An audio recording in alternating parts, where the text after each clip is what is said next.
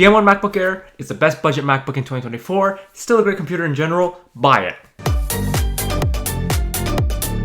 Just kidding. But yeah, I've had this computer for almost 2 years now, using it every day for school, fun, and everything you do on a computer. I did review this thing near the end of 2022, but it's been over a year now, and now that the M3 Macs are out, they bumped the price of previous generations down a notch, making this Mac, the M1 MacBook Air from 2020, probably the best value budget computer, full stop. So I decided to revisit it from the perspective of a budget-conscious buyer, and hopefully this will nudge you in one direction or the other and help you decide if it's right for you. Hey, yo.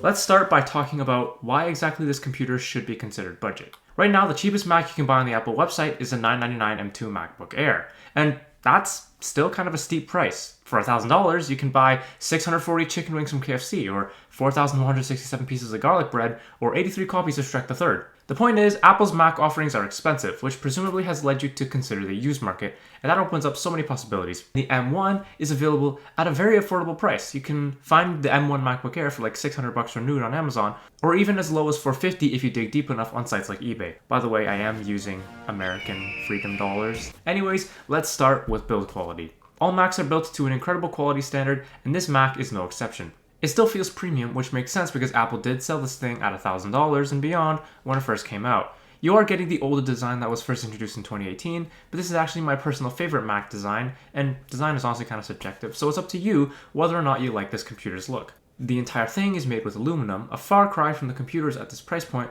which are made out of cheap, crappy plastic. The hinge is super nice, you can close the lid with one hand, and overall, opening and closing the computer is just... And there's no issues with opening the computer and having the screen bend or anything. The entire computer is solid all around and doesn't feel flimsy. Also, I really like this wedge shape. Every single MacBook Air has had it, except for the M2 and beyond, and it's kind of iconic at this point. And by killing this Mac from the Apple Store, they finally killed the wedge shape design for good on the MacBook Air. The fit and finish is great. I love the space gray color in particular, combined with the wedge shape. It really makes this thing look like a spaceship straight out of Star Wars. They call it space gray for a reason. And with that premium build quality also comes durability. I don't use a case or a screen protector or anything with this computer, and I haven't really had any issues with the paint chipping off or anything, but during a chemistry lab I did splash a bit of hydrochloric acid or sodium hydroxide or something and it left this stain here, but the average person doesn't have either of those just lying around, so it's not a huge deal. I've gotten water on the trackpad before, and after wiping it, it was fine. That being said, this thing is not waterproof, so keep it far, far away from water. It's fallen off my lap and survived with minimal scratches, and MacBooks are honestly pretty durable. Even my old 2015 MacBook Pro was really good at handling drops and stuff. Over the years, this thing has gotten its fair share of love taps. There's this little dent here and some scratches and dents here from when I dropped a mug on it, but other than that, it's held up pretty well. The screen is kind of scratched and it's starting to show some imprint of the keyboard and trackpad, but it's so faint that you don't notice it when the computer is on, and even when it's off, it's hard to tell. I don't even know if you can catch it on camera. The plastic on the keyboard is worn down and shiny on the keys that I use frequently, which isn't a huge deal, but if you want your Mac to look nice and shiny for a long time, that's not going to happen, because the keyboard's plastic will wear down pretty quickly because of your finger oils, and it's pretty much guaranteed if you buy a used Mac. Speaking of the keyboard, it's the best thing I've used. No complaints about it. There have been maybe 1 or 2 moments throughout the time I've had this computer where one key might have been a bit sticky because of dust or something, but it's always loosened up, and honestly, that could happen to any keyboard. It functions perfectly. It's backlit, so in dark conditions the lights turn on and you can still see your keys. But anyways, I just love the way this keyboard feels. It's also nice and clicky, so tactile. It doesn't feel mushy at all, and I can type quite fast on this thing.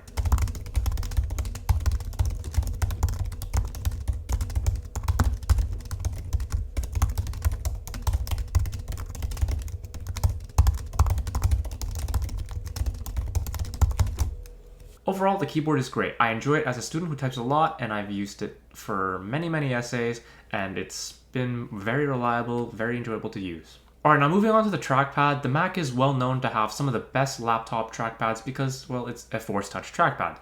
Weird name aside, it's really cool because it doesn't work like a normal trackpad. Instead, it's force sensitive. Because it's force sensitive, it can detect how much pressure you're applying to it, and then the haptic motor inside gives you some vibration feedback.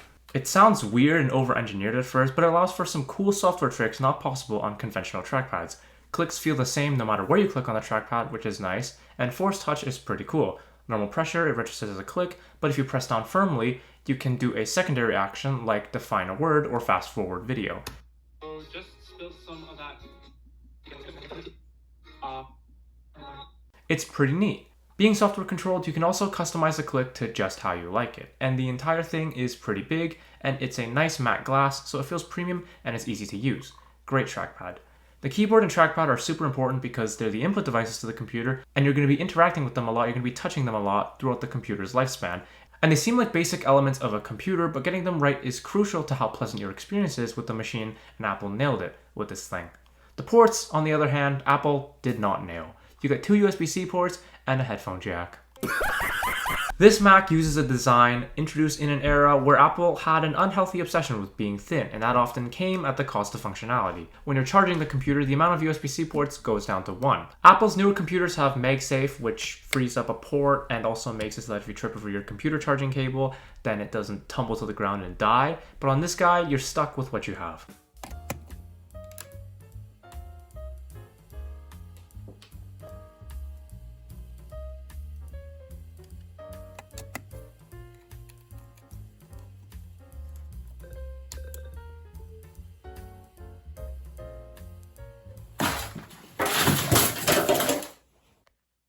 Honestly, it's not a huge deal because everything uses USB-C now, but I always make sure to have an adapter on hand just in case I do need to plug something in. You will most likely have to shell out a little extra to buy an adapter. I really like this display. It's sharp, it's clear at a resolution of 2560 by 1600, and from normal viewing distance, I can't see individual pixels. I love the vibrant colors and the viewing angles are great. The bezels do look a little thick compared to the newer models with the notched look, but honestly, I prefer this look. It looks a little more balanced, and the notch, I just kind of find it ugly. The refresh rate is 60 Hz. If you don't know what that means, then good for you. You won't care about this part. I also don't care because I don't use anything with a 120 Hz display, but it's worth noting if you care about it and if you might have a 120 Hz tablet or a 120 Hz phone and you're used to that refresh rate. And even though it is 60 Hz, it feels nice and smooth because macOS just has some really nice animations and it's very fluid to use. By no means is this a stuttery computer. The screen gets nice and bright and I have no problem with it indoors, but using it outside on a sunny day can get a little difficult and I do wish it went a little brighter. The display also has True Tone, which adjusts the white balance of the display to match your lighting conditions. As for external displays, the 13.3-inch display can be a bit small at times and the M1 Max can support one external display with up to 6K resolution at 60 Hz. That's not an issue for me personally since I just use this 1080p monitor, and it shouldn't be an issue for most potential MacBook Air owners. If you want to have a multiple display setup, you can't do that on this computer. You can technically have a triple display setup by hooking up your iPad to your Mac while having it hooked up to a larger second monitor, but why? Great speakers on this computer, period. These get pretty loud, especially considering how small they are, and they sound great. Right before the March break, my chemistry class, which I'm failing, decided to have a potluck and I plugged my computer in and loaded up Spotify and it played music the whole period. Not as good as having a dedicated speaker, but it got the job done. As normal day-to-day speakers, they will not let you down. They're very solid speakers.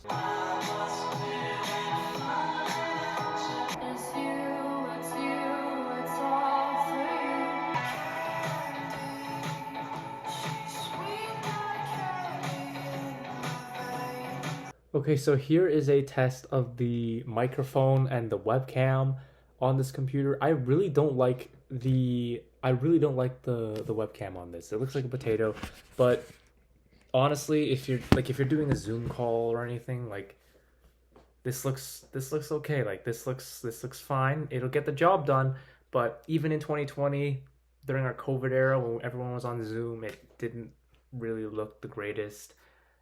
And the microphone, though, on this thing is really good. I really like the microphone. Also, you are able to use Apple's continuity camera feature to use your iPhone as a webcam, but you, 1, need an iPhone, and 2, probably a way to mount it, and you won't be able to use your phone. The battery life on this thing is awesome. My battery health has degraded a bit since I got it, with the health sitting at 86% now, but it still lasts me a full day, sometimes 2 days, of light use. If I remember correctly, I've only had to pull out a charger maybe once or twice at school. If you get a used Mac, it'll probably have some slight battery degradation, so be on the lookout for that, but it shouldn't be too bad because this computer is only 3-something years old. But still, the battery life on this is great. I'll have so many Chrome tabs open, Spotify, Discord, Notion, all those apps open, and it'll still get me through the day. With light use, I could honestly get away with not charging the computer for 2 days. Ultimately, it depends on what you're doing.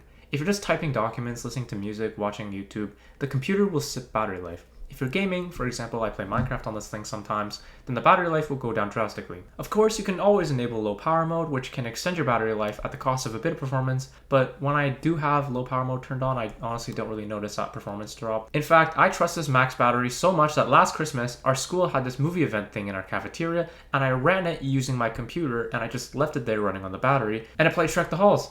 Twice! Huh, that's the second time I'm mentioning Shrek in this review. Weird that it happened twice.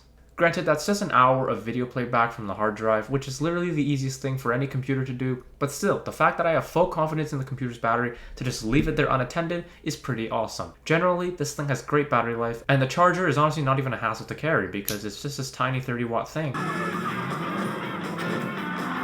When this thing came out, people were blown away by the incredible performance on this thing, and it still holds its own against the other laptops today. I'm gonna try to not regurgitate and compare specs unless necessary, because I'm not some lazy YouTuber who just runs a couple of benchmarks and calls it a day. No, I use my Mac. I make my reviews for the people. I'm kidding, I'm just too lazy to run Geekbench and all those benchmark softwares. Put simply, my Mac can run basically anything I throw at it in everyday life. I once had like 80 Chrome tabs open and a bunch of other apps running, and the computer was still at a normal temperature and didn't feel that hot. As for more professional workloads, I'm not a professional by any means, but I do use Final Cut Pro as a video editor for these videos and for random projects, and this computer runs it decently well, even if it doesn't bear the Pro name. Final Cut Pro is generally pretty smooth and I don't really have any complaints with it, but it does start to stutter sometimes when working with heavier graphics and effects, and very rarely it will throw a beach ball. But for my use case though, it's perfectly fine and gets the job done. I enjoy editing on this machine, and it's my one and only editing machine. Heck, I'm editing this video on this Mac, and I wrote the script on this Mac, so this computer is basically making a review about itself.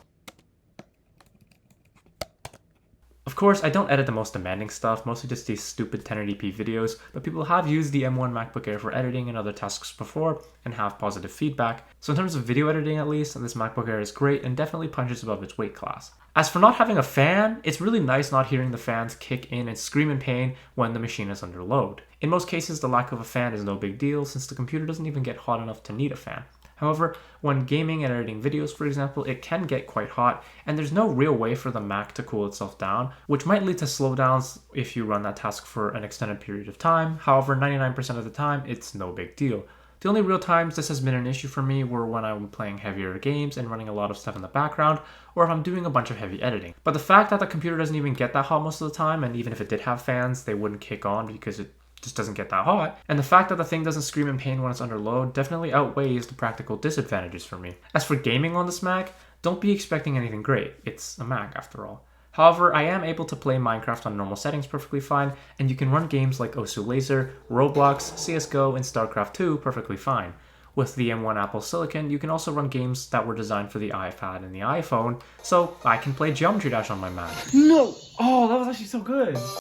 I'm not a gamer by any means, I mostly use this Mac for work, so I'm fine with the titles available to my Mac. However, if you play popular titles like Valorant and Overwatch, those can't run on Mac, so you're out of luck. So always Google whether or not your games are available on macOS or not. And honestly, even if they are available on Mac, it's not going to be as pleasant as a Windows computer. Macs aren't known for gaming, that's just how it's been for forever, basically. So yeah, don't buy this thing if you intend to do a lot of gaming on it. But yeah, overall the computer has a great performance, even in 2024. Don't let those other tech YouTubers fool you. Most of them are completely out of touch with what the average person uses a computer for. The average person isn't editing 4K timelines in Final Cut Pro, or doing 3D rendering in Blender, or developing apps. The average person just needs a computer for the living room, for school, or work, which in most cases is on the internet, on an internet browser like Google Chrome.